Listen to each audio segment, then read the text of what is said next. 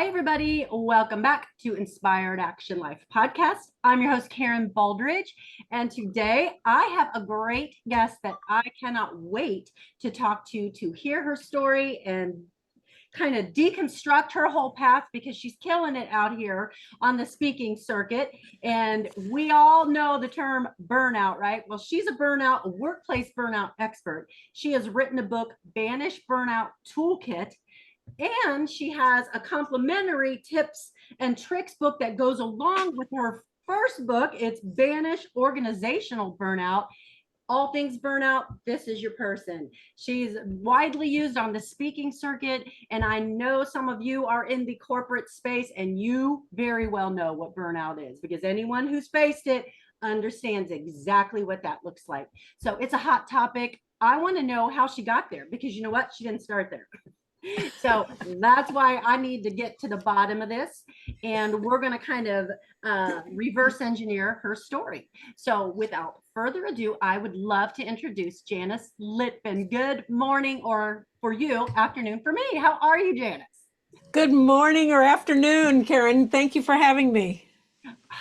Well, I would just want to start from the very beginning, because everyone loves a good story, and I love to tell a good story. So I got the perfect guest for this. So I want to start from the beginning. Like, where did you start with this whole career thing? Because surely in order to write about burnout, you had to experience it, I'm pretty sure. So Right. I've seen it up close and personal. So let's talk about this whole career situation. Where are you from? And then let's get into your career and get to this book. Talk about this. Okay, well, I've had a couple of pivots in my career, so I'll try to sum up the early years and my first experience of burnout. So I started out, believe it or not, as a computer programmer, because my mother said a girl with a technical degree will always be able to find a job. So I got a degree in math, believe it or not. Wow. Not that I loved math or computer science, but I liked them well enough. Yeah. But I really wanted to be independent, and I wanted to move away from Houston, where I grew up, to San Francisco, where I live now. And so I did that, got a job as a computer programmer for a large bank in San Francisco. And after a few years, I realized while I loved the people around me and my social group at work, I didn't really love the corporate culture, because the corporate culture was not really geared to the employee. It was more geared towards, here's your job, go and do it, don't complain. Even if you have to get called in at 3 in the morning because a computer system crashed, that's just the way it is around here. Yeah. And sorry, right. And so after doing that several times, and then also, they didn't really understand the idea of recognition and rewards. Not that I expect a reward for every project, but I expect to be acknowledged by my manager.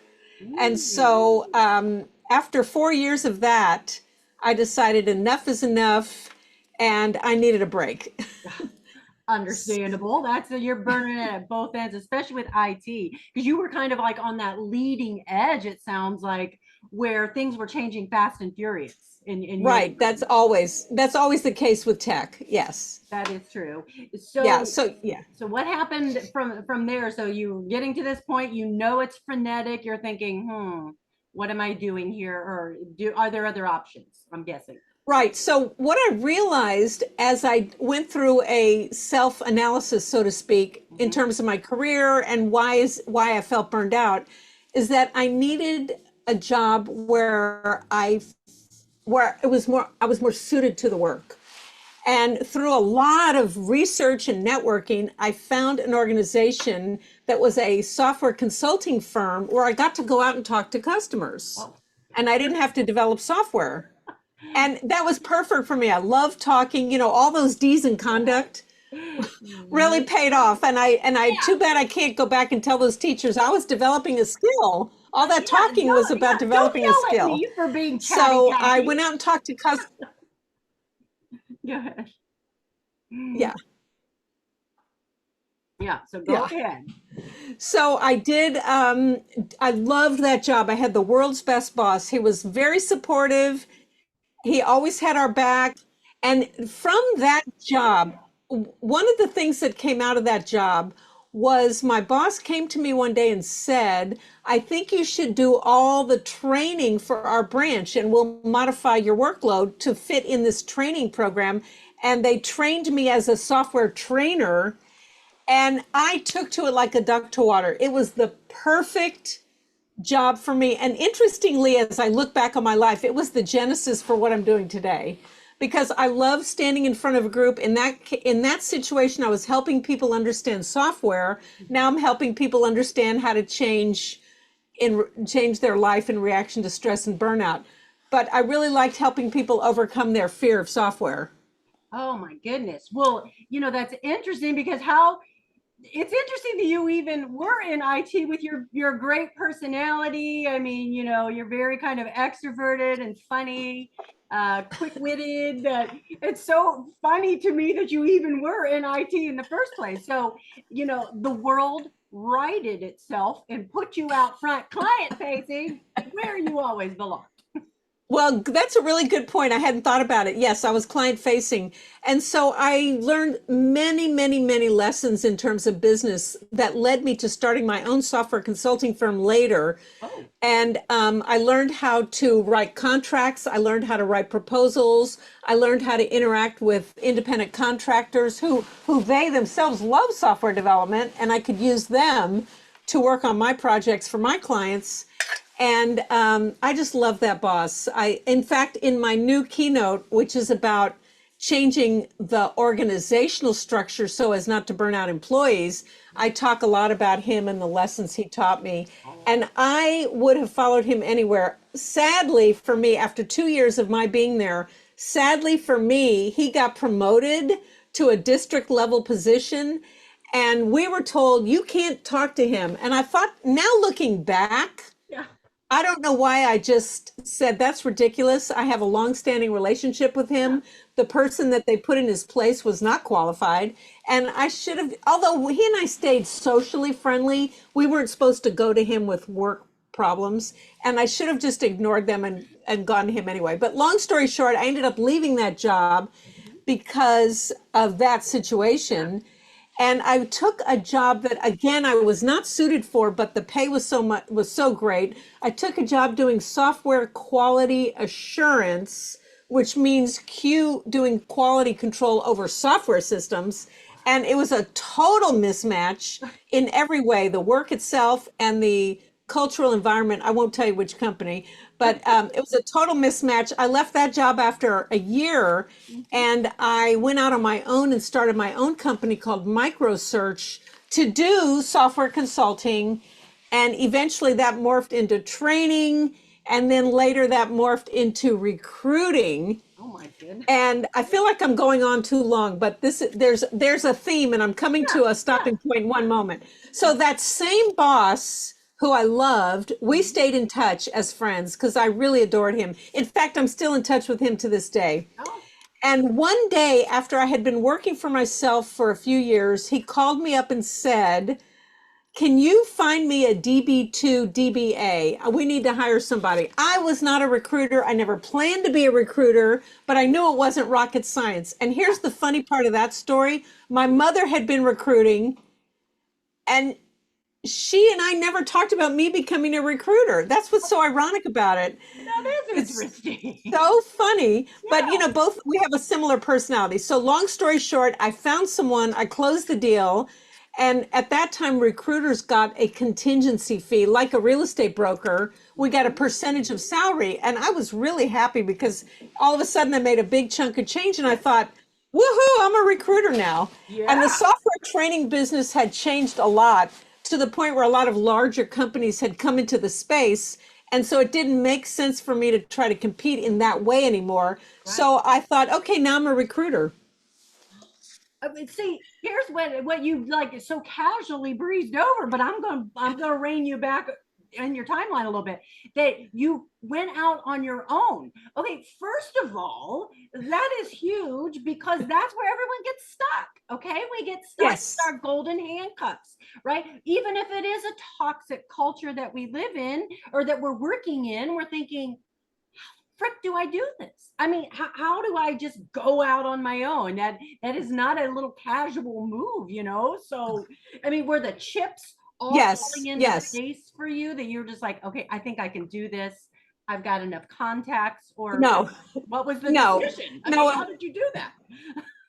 It was not that, it actually was not that simple at all. And at the time, originally, so before I took that software quality assurance job, I actually wanted to go out on my own then. Oh, But we were having, I'll use the word recession loosely. It was nowhere near the recession that happened in 2001 and 2008.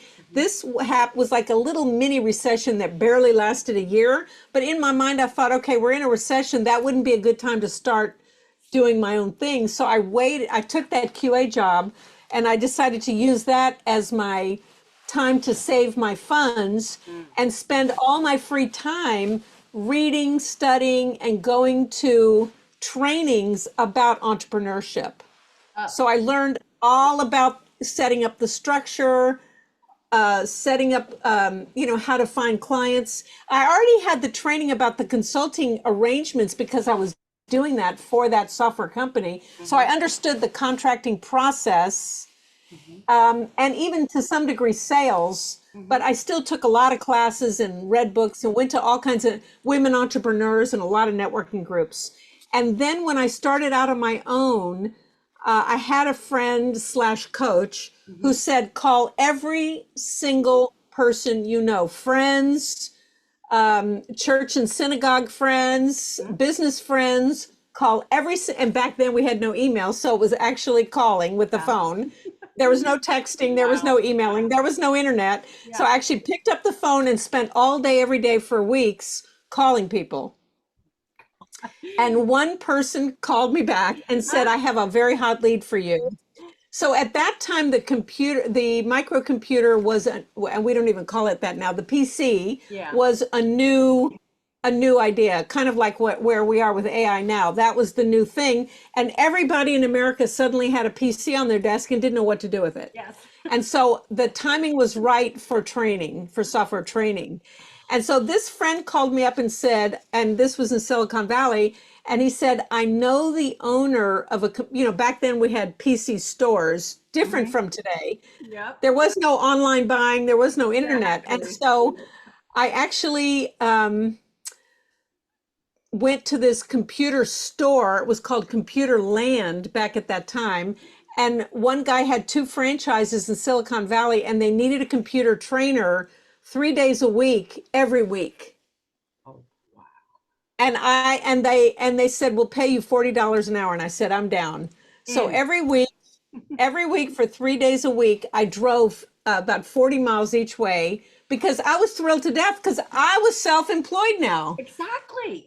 And so I locked myself into this agreement, and it was perfect for me. It was so perfect for me.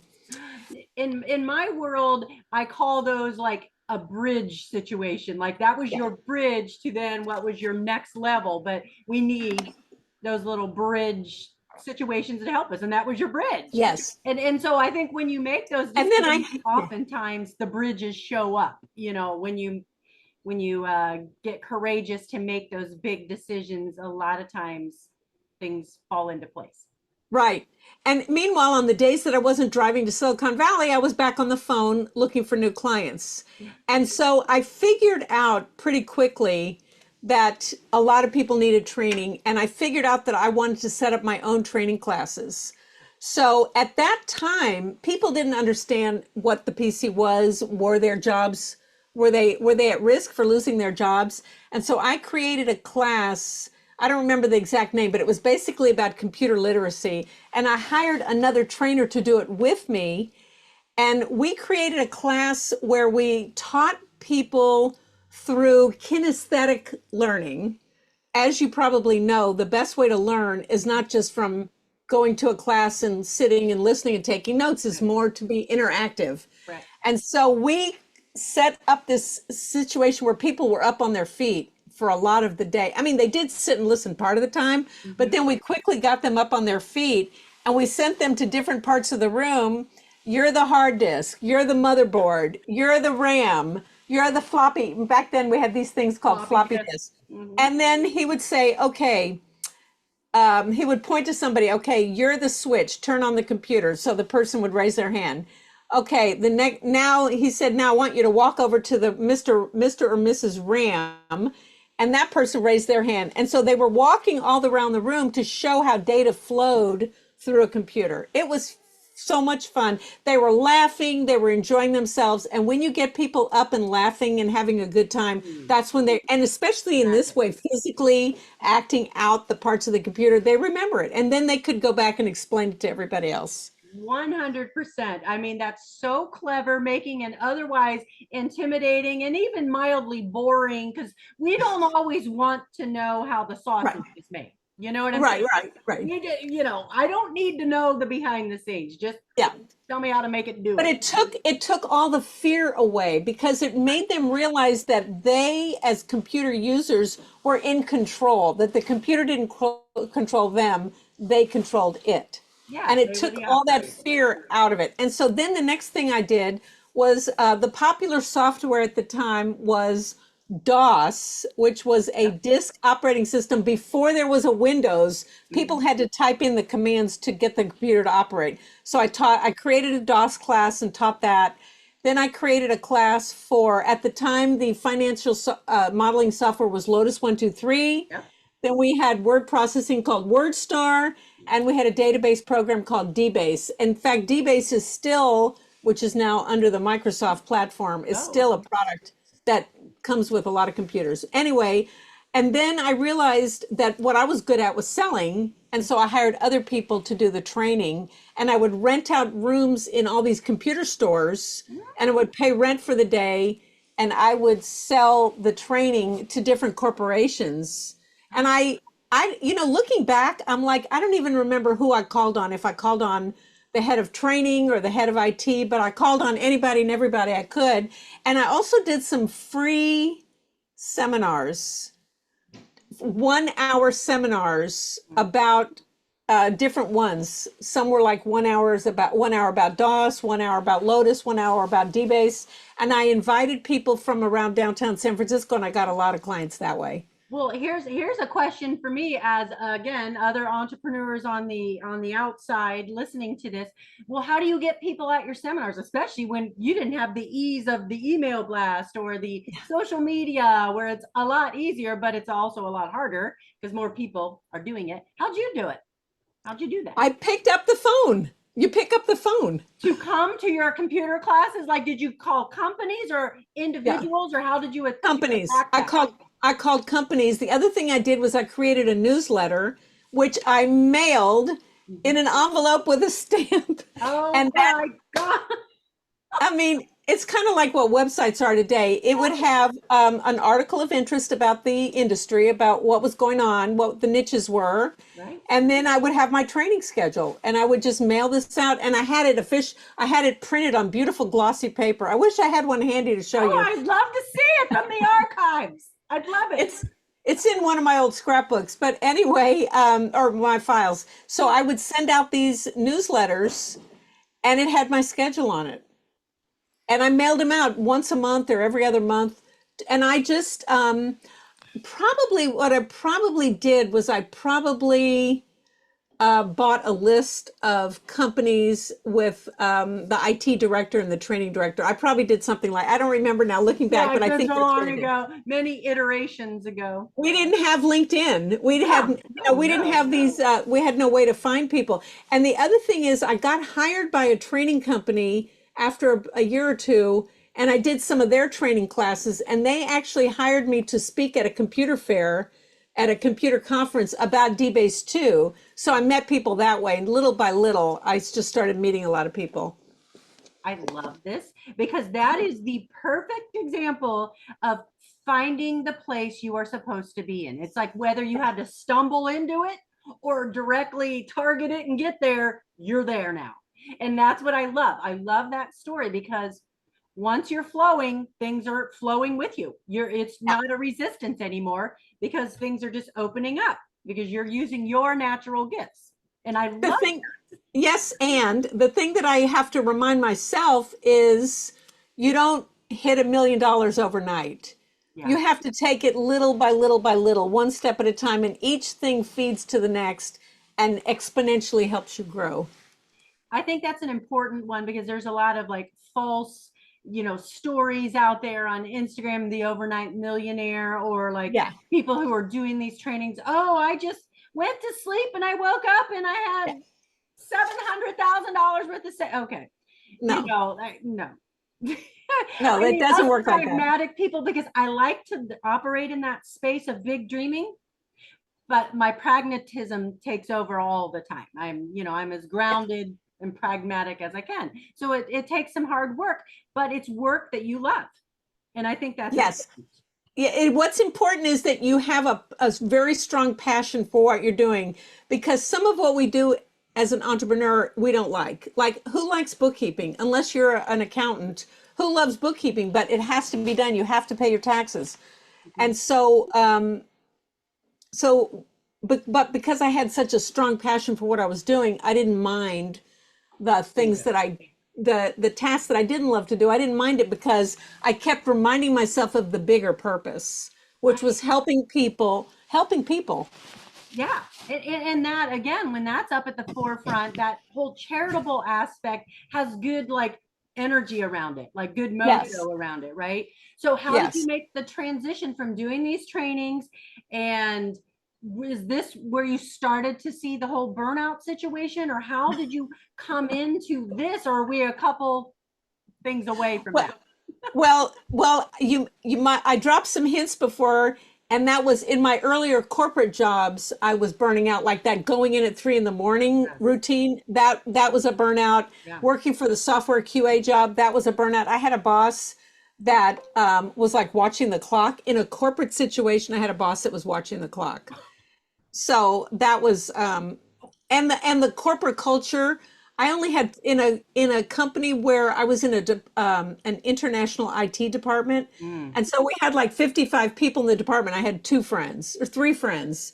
That's how much I hated the culture. And those three friends and I went to lunch almost every day of the week together, because and we had this mutual, we don't like anybody but Yeah, us. And society. Yeah. we weren't trying to be mean. We just didn't really jive with the other people. Right. So those were some of the burnout experiences Right. that led me to what I did. And I was so thrilled when I got that first contract at Computerland, because I was like, woohoo, I'm officially, once you start closing deals, you're officially in business.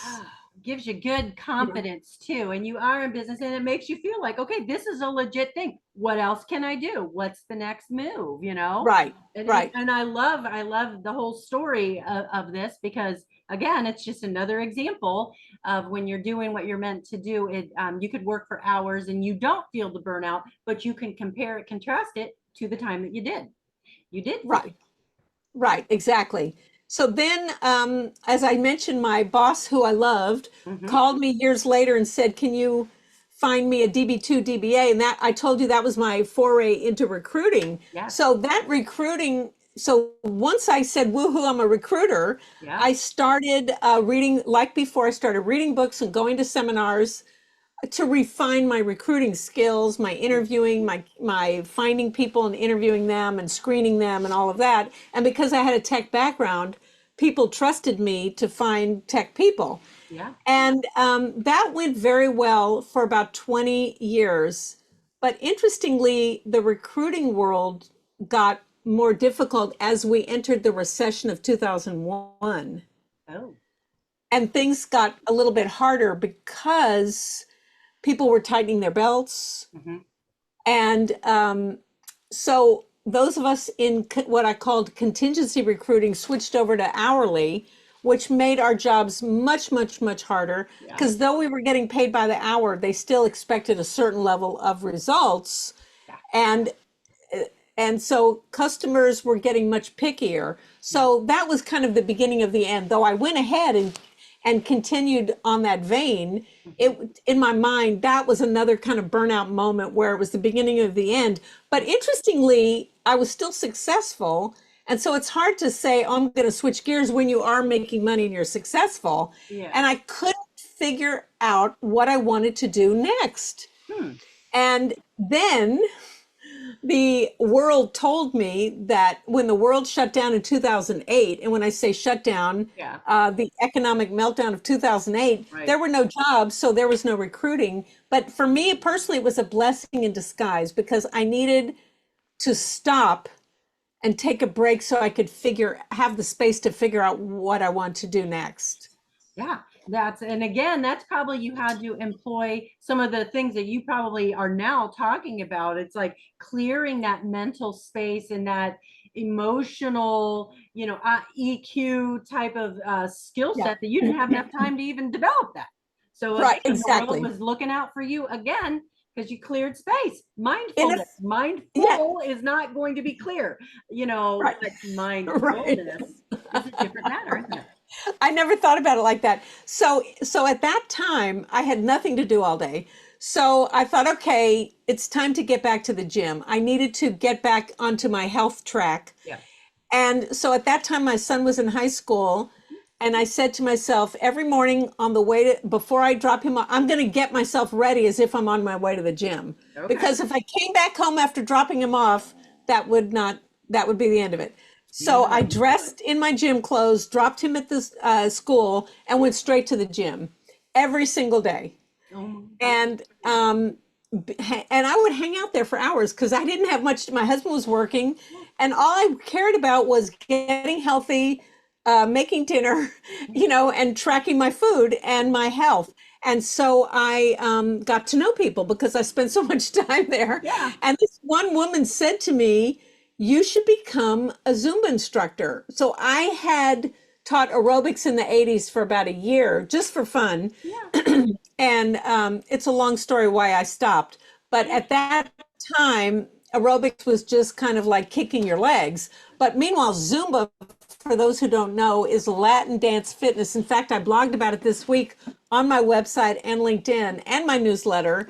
Actually, that blog is about the comparison between leading Zumba classes and leading an organization, which is an odd comparison to make. I love it. But I digress.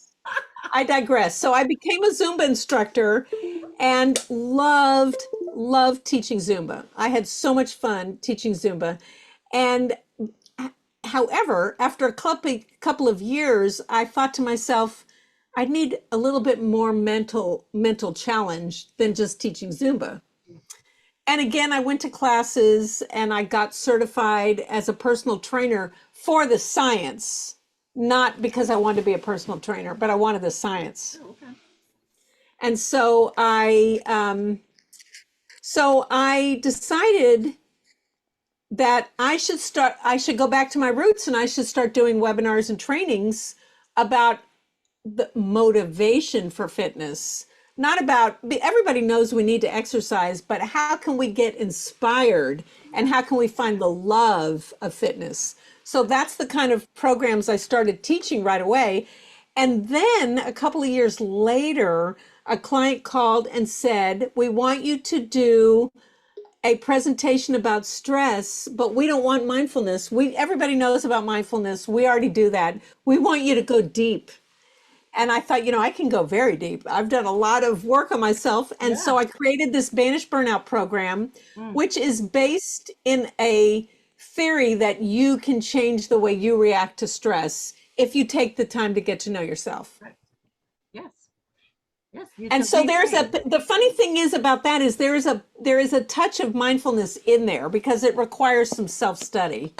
But we don't call it mindfulness, we call it Banish Burnout. I have found that doesn't fly. That word it doesn't fly in corporate America too much. There's still a lot of barriers of entry to the word mindfulness or Yes. any of that. There's still some barriers to get around, but what you do probably, like you said, still is mindfulness. They just don't know it, but that's what it is. Right, right, exactly. So I developed my Banish Burnout program after about a year or so. I was talking to my son one day. By that time, a few years had passed, and my son was in college, and he loved social media like many young people, and I do too. Mhm. And he said, "Mom, I was already writing a book. I thought to myself, I should write a book because it gives you more credibility." Right. And I was writing a book about general wellness. And by that, I mean in the corporate world, there are a lot of stumbling blocks. Like you said, a lot of people don't like mindfulness. There's a lot of stumbling blocks to get leaders to buy into all the facets of wellness. Right. Right. And wellness isn't just about physical health. That's one mistake a lot of companies were making. It's not just about creating a fitness center. Yes, that's wonderful. And it's not just about giving people financial rewards to go out and buy athletic clothing. Yes, that's wonderful, but that's a tiny piece. Wellness is also about mental health, financial wellness, social, and community. There are a lot of other facets. And so I was out there doing webinar programs for conferences to help wellness and HR professionals learn how to engage the leadership and buy into wellness. And then this client called and said, we want this deeper talk about stress. And in the meanwhile, I was writing this book called Working Well, or Well Work Days. And my son came to me one day and said, Mom, why aren't you writing a book called Banish Burnout? My speech was called Banish Burnout. Why aren't you writing a book called Banish Burnout? And so I did. And so I wrote this book called Banish Burnout Toolkit. You can see it on my shelf behind me. Yes. And this is a workbook that helps people, like you say about mindfulness, helps people pose questions to themselves about what's going on with them and how to help them reframe the way they react to stressors. So stress happens, right, but what do we do about it? Do we have to overreact and flip out, or can we take control of our reactions? Yes, that's part of it, is the reframe, right? And it's the control of your emotions. What a great topic to do like that double click on, because people just assume our autonomic nervous system, our parasympathetic knows what to do, but our autonomic is like, oh my God, it's a disaster. And we catastrophize everything.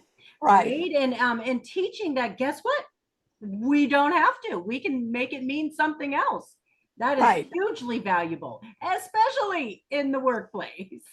Especially at work, yeah. Corporate dropout. I mean, I'm a corporate dropout as well. And it's like you can get a certain perspective. So you bring a unique perspective. So yes, how is it going? Once you have written the book, what have you done with it? I know you've had a lot of speaking engagements with this.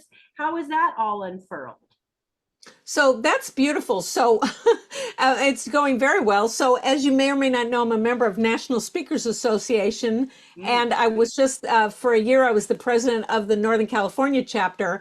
And so being a member of National, this is not an advertisement for NSA, but being a member of National Speakers Association teaches you many, many aspects of the business of speaking. And so that's where you learn where speaking opportunities are, where paid speaking opportunities are, and how to develop them into longer term consulting arrangements. So I do go in and do keynotes for conferences, either opening or closing, and I make them fun. I get people up, I get them moving. And so like I taught you before about the parts of the computer, I don't just sit there and talk. I engage the audience in conversation, and I get people up moving to anchor the learning, like I did before about the computer. And that makes it more fun. People are laughing and engaged, and then they remember what you taught them. And then the step 2 of that is the aftercare. So it's one thing, and I know you'll totally agree with this. It's one thing to learn the concepts. It's another to actually go and put them into practice. And so companies hire me for a few different things, either to do deeper dive, half-day or all-day workshops, or to do what I call roundtables, which can happen weekly, bi-weekly, or monthly. And we have small group conversations and dive deeper into the 6 tools of the toolkit and help people understand how to actually work the toolkit. Oh my goodness. I mean, again, that I love everything that you're doing, because it's completely in my favorite wheelhouse. And I love how you're able to do it. And thank you for the little, again, people out there, you're trying to get into some speaking gigs here. She's giving us some tips and tricks on that. Even that has nothing to do with the burnout as much as just learning how to be able to tell people about your great ideas. Because, the platforms just don't appear. You've got to also have a strategy with that. And that's an interesting tidbit, sidelight. to this. One of the number you just listening to you made me remember one thing. One of the key drivers of burnout, according to Gallup, is control over our work. And as newer entrepreneurs, a lot of times we don't feel like we're in control. Yeah. And so it's important to have to know what the steps are. It's all about knowing the steps, getting the skill, acquiring the skill, knowing the steps, and taking baby steps to get towards your goal. Well, I mean, that is sage advice, and you would think that somewhat it would be intuitive, but it isn't when you're in the heat of the battle. So, like when Right. you're in the storm, it makes you quit. That's those little details. It's like death by 1,000 cuts. Those are the things that make you go back to your little safe space. So, Right. so I appreciate you, putting words to that. And how can we help get your message out? Where can we find you? Get you out in front of more? I mean, do you travel? Will you travel Yes. for the Oh, yeah. keynote? Oh, yes. I travel all over. Yes. I Good. love to travel. Okay, Yes. good. Well, I mean, I'll be putting you out in front of my network here if you're any interested in Midwest or some Arizona stuff. So I would love to get your Well, message. speaking of the Midwest, I will be in Chicago at the end of June for the SHRM National Conference. And because I'll already be in the Chicago area, if any companies in that area want to bring me out, the travel will already be paid for. So Oh, well, that's a that's a bonus. thing. Do Yeah, you so do that's a like bonus. workshops or 1 day programs, or what do you Yes. offer generally? Like, can you do like a 1 dayer, or are they Yes. okay? Yeah. I can do a 1 day, I can do a 1 hour, I can do a half day. Yeah. That is awesome. That is so awesome. Well, this is certainly a timely topic. I mean, especially with people remote. I just went to a conference on this, and the big idea was that people sending emails late, like that's a big idea when CEOs or bosses will send emails after hours. That burnout will happen to their employees because they'll be like, I feel like I should answer, but I'm not at work. I would like to have some balance. And so that dilemma of, do I answer the email? Well, how about you just don't send the email? How about that? Like, how about, Well, that's number one. yeah. And that actually leads into the newest keynote that I just delivered at the Working Well Conference of Wichita Oh, about a month ago. okay. And that is a burnout talk that helps leaders and managers understand how to set values and policies and priorities, just like what you just said. Don't send people email, even if you don't mean for them to answer them. Don't send emails late at night. Don't. Use your scheduler and schedule the email to go out That's during right. regular work time. It's not fair Yeah. to people to receive an email because, like you said, then they think, well, should I be answering? Yeah. Well, I look And like a so the slacker. book, I wrote another book Oh, called just in time for the Wichita conference, Banish Organizational Burnout, 26 Tips for Managers. This isn't, I love it. it's a tips book. It's not even officially published yet. So people have to contact me to Have find to that wait book. for that. Well, we'll make sure we put all your contact information because, again, super timely topic, very important with the whole balance of the remote workforce and when can I shut my computer down for the day without feeling like I'm being judged, that kind of thing. So the best way to reach me is through my website, janicelitvin.com. Okay. All right. That will go in the show notes, and we will make sure that we get you in front of all the platforms that I have so we can find you and get you some presents in the Midwest. So, all right. I know I'm lagging a little bit here. Thank you, Janice, for your time. I appreciate